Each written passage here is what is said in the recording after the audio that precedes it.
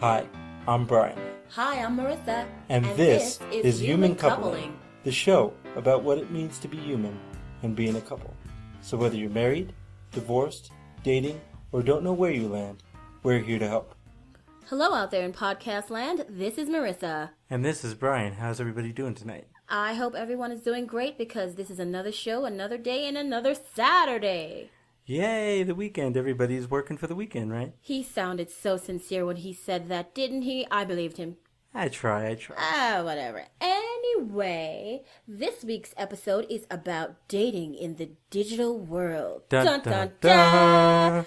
I think that's funny. You're stupid. I know. Okay, let's get serious about this because dating in the digital world is a very serious kind of thing, right? It's serious business now. Well, I mean, this is how dating is done nowadays. Let's be honest, everything is done in the digital world. Exactly, but dating has pioneered itself into $1 billion business that is now all over the place, readily available in any way, shape, or form that you might need it, right? Sure, it goes from dating websites to different apps on your smartphones to everything else in between. We all know the app we're wink wink talking about, right? Yeah, okay. Yeah, oh yeah. Yeah, we all know the app. Okay, I've seen the documentary. Anyway, yes. So, with all these wonderful inventions and all these wonderfully interesting people you can meet from around the world, mind you. Around the world. Yeah, no more mail order brides. None of that stuff. We all are trying to connect in such a way that we don't know what the hell to do because it's so hard to meet someone. And then when you get to a point where you're like, okay, you know what? I'm going to be serious. You have to roll through that Rolodex on my Google Play. Did you actually say Rolodex? I'm going to say Rolodex because I'm sure that anyone listening to me right now is in the age group to totally understand what a Rolodex is. So you shut your face. Well, that's true, but we're talking about digital and you pull out a Rolodex. Oh, God. I'm just saying. Okay.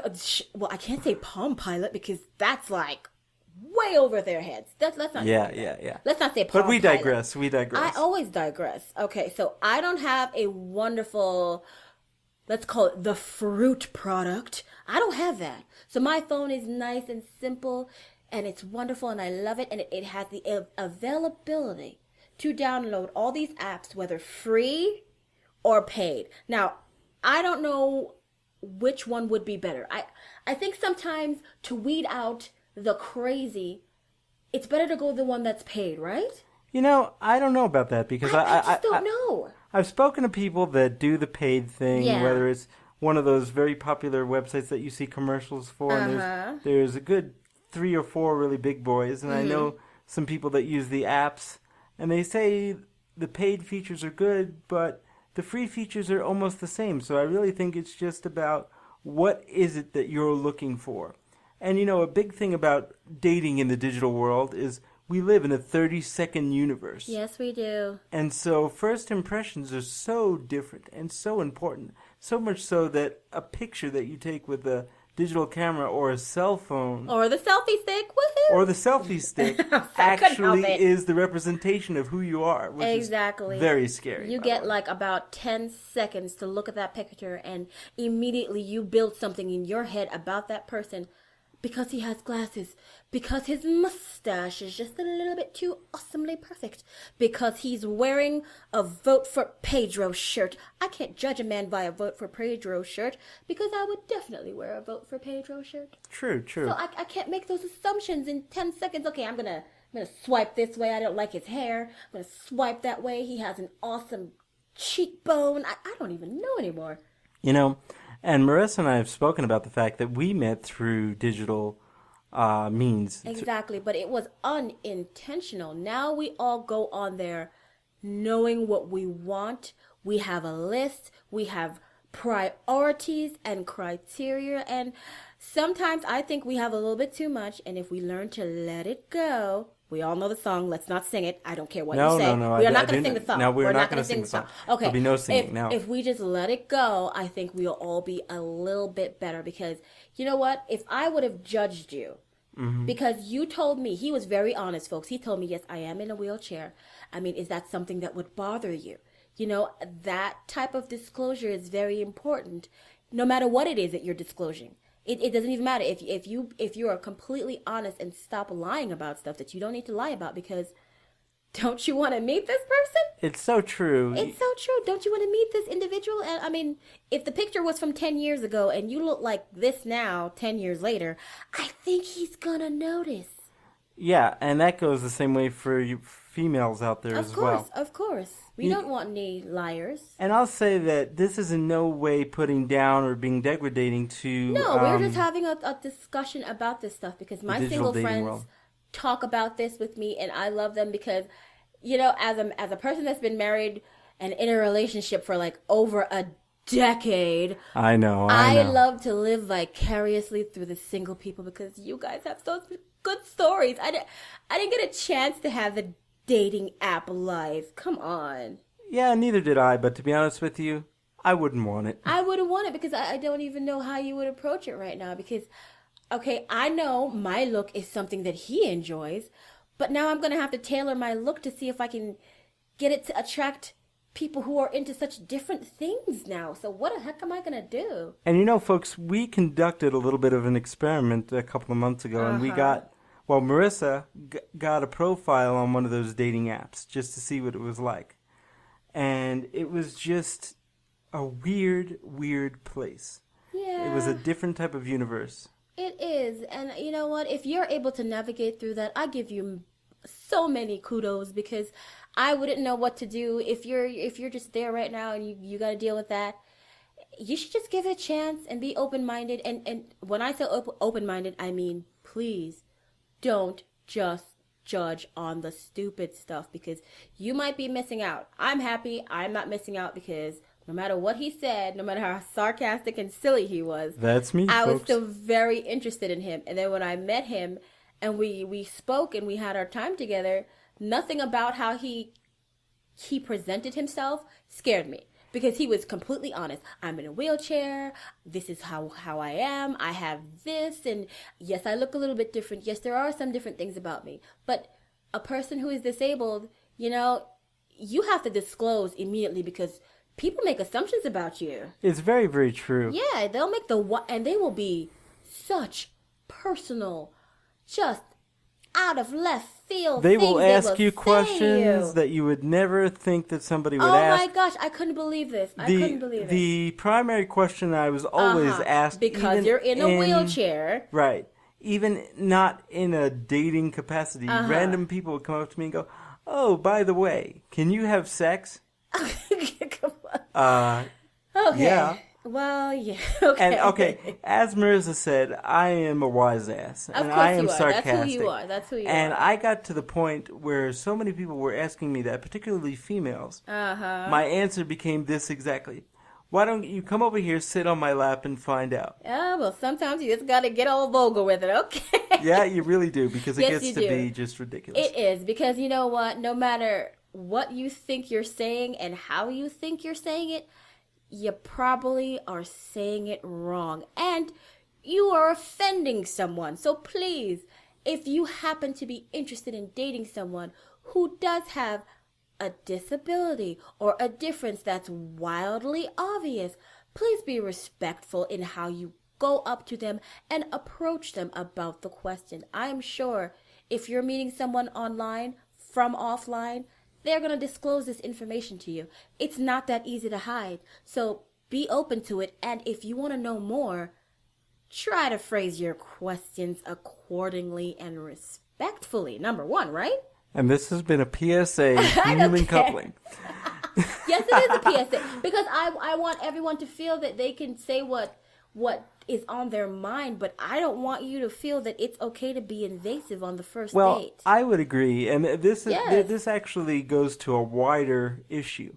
So, we watched a documentary about a popular dating app recently, and it goes all over the world. It actually encompassed a number of popular dating apps whose names we don't remember, but that doesn't matter. And what we saw, and what a lot of the female participants said, was, you know, these guys have no manners, no couth, no filter, no scruples, and no filter. They will just say whatever they want. Like, hey, I like your eyes. You want to go fuck later today? I mean, oh my God. Really, it's like that. Yes, it is. And if you're listening right now and you're giggling because you have seen this, because you have personal experience, you know. Accompanied by a dick pic, by the way. Exactly. People are so vulgar because you have the anonymity of the computer screen. But why the hell are you on a dating site for the lovey-dovey part? Go on that popular dating site, which is just for the let's get friendly, let's get busy, and let's keep it to one night only. You know, leave that there, and then leave the other sites for people who want to find love, because I'm sure they're on there opening up their wallets and their hearts because they're serious. It's 100% true. Yeah. I mean, when I was on that chat room all those years ago, I guess I was kind of looking for love. I had dated a couple of people that I met in the chat room before I met Merisa, and it went okay, but it really wasn't, it wasn't as invasive and as all-encompassing. As a matter of fact, there were a number of people I dated at the time that didn't even have cell phones.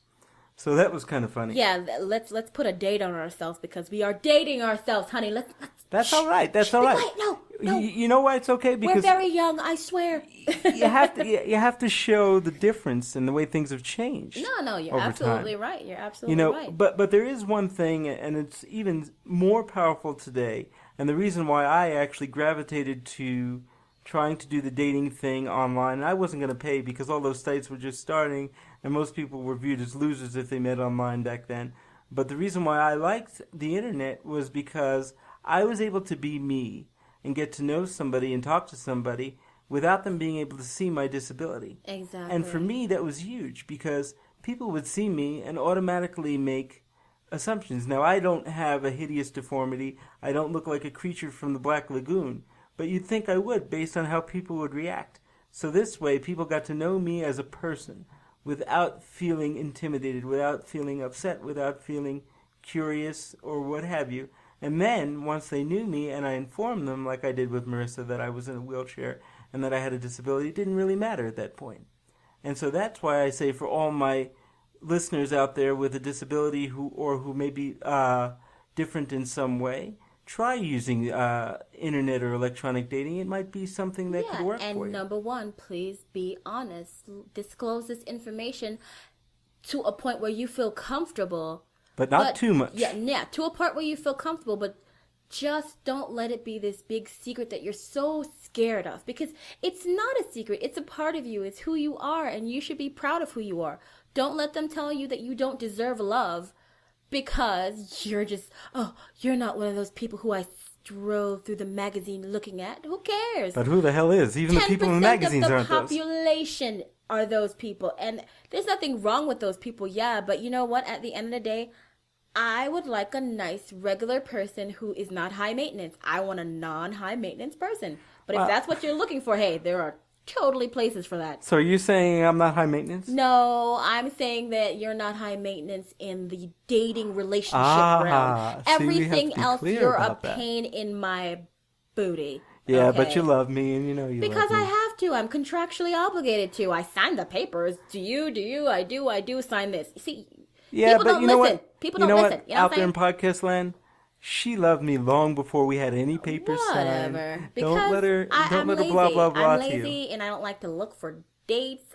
I wish they had the internet and it was easy access where I could just swipe, but that wasn't the case. You actually had to get out there and go to a bar and put on your best bustier and put on heels and try to look cute. And now I could just take a really good pic and spread that around all different places.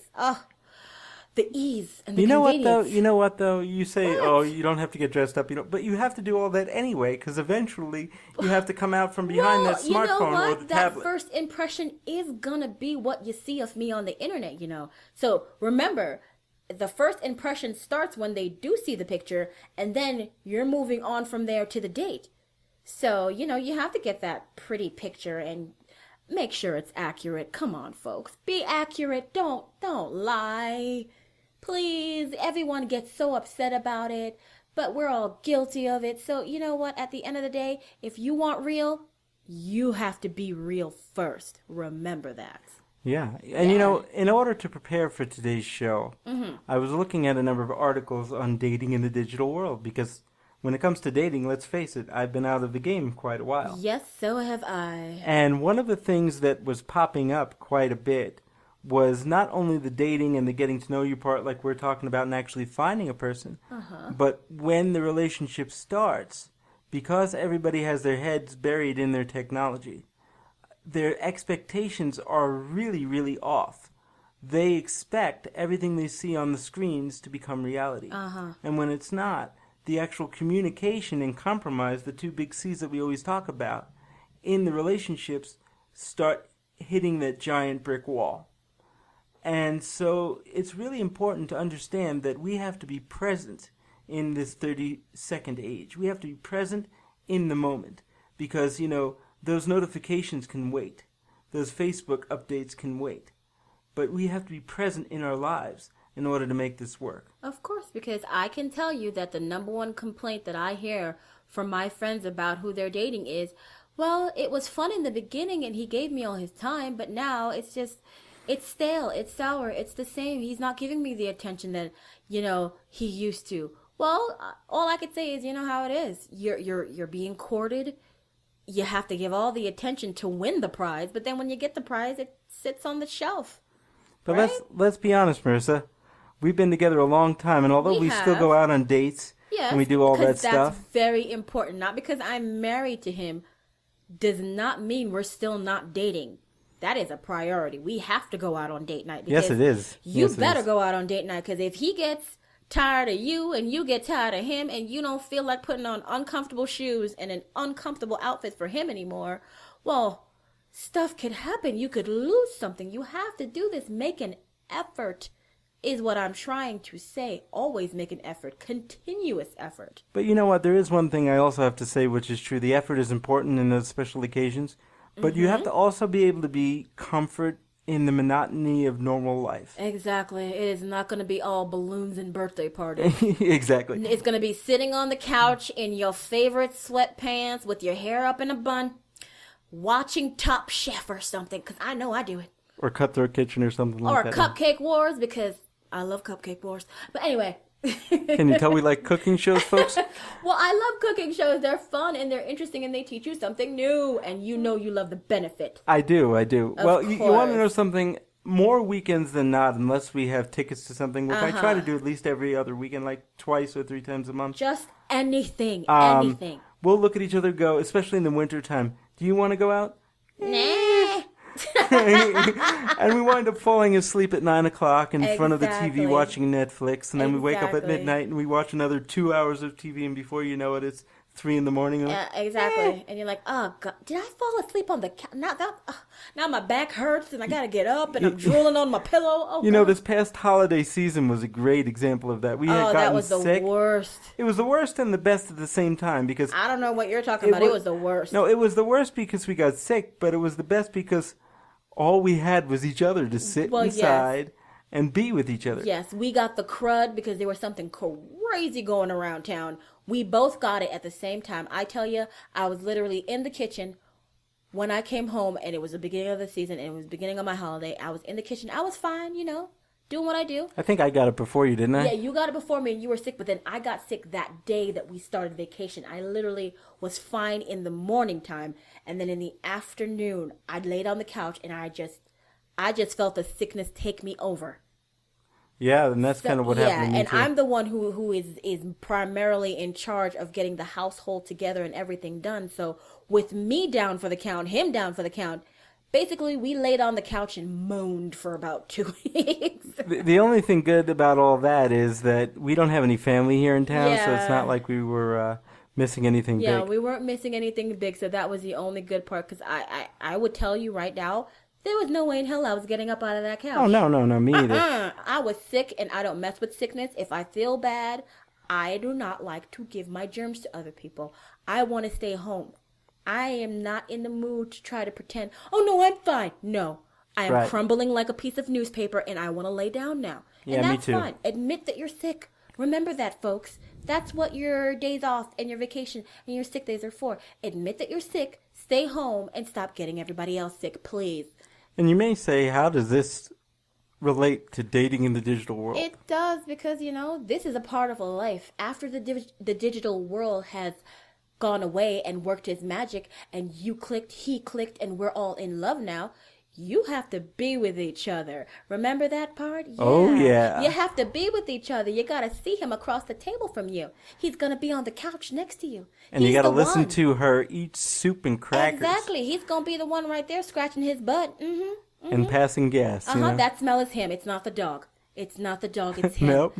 But you know what? If you can get over that little monotonous part, there are going to be some awesomely amazing moments that you will remember forever, because that's what counts. Just make it through everything else, right?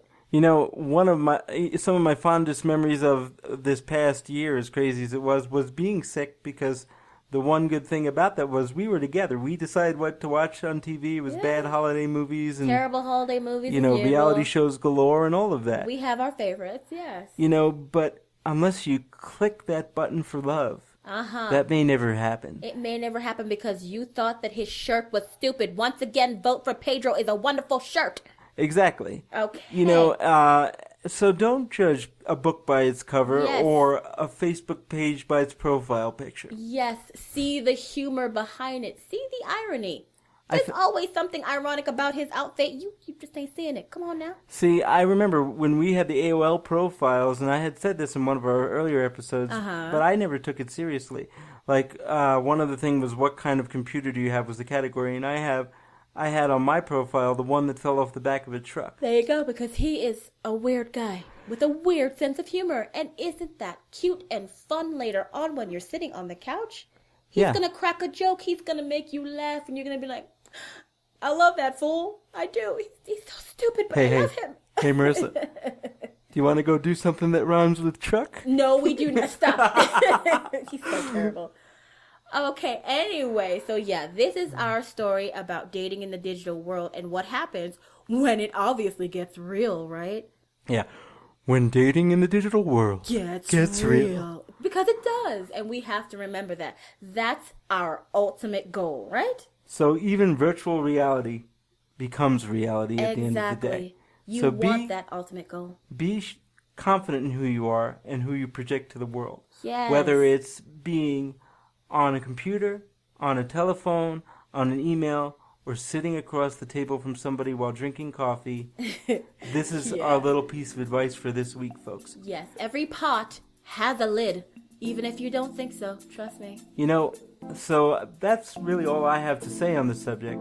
But before we sign off for the evening, I want to take a moment and give a big shout out and thanks to our friends at Real Nerds Podcast, because they were great enough to be the impetus behind which we got to do our podcast. Oh yeah, we meant to make Comic-Con. So thank you so much, guys, for giving us the courage to do what we do. And when we get more information on them, we will have it up on our websites. Yes. So, okay. Bye-bye now. Hey out there in podcast land, it's Brian from The Couple. Do you want more of the laughter, love, and hijinks that is the Human Coupling Podcast? If so, like us on Facebook, friend us on Facebook, subscribe to our YouTube channel, follow us on Twitter, follow us on SoundCloud, follow us on Google+. Would you like to let us know how we're doing, or let us know how you're doing? Or do you have an idea for a show topic? If so, send us an email at humancoupling@gmail.com. Hope to hear from you soon. Bye-bye now.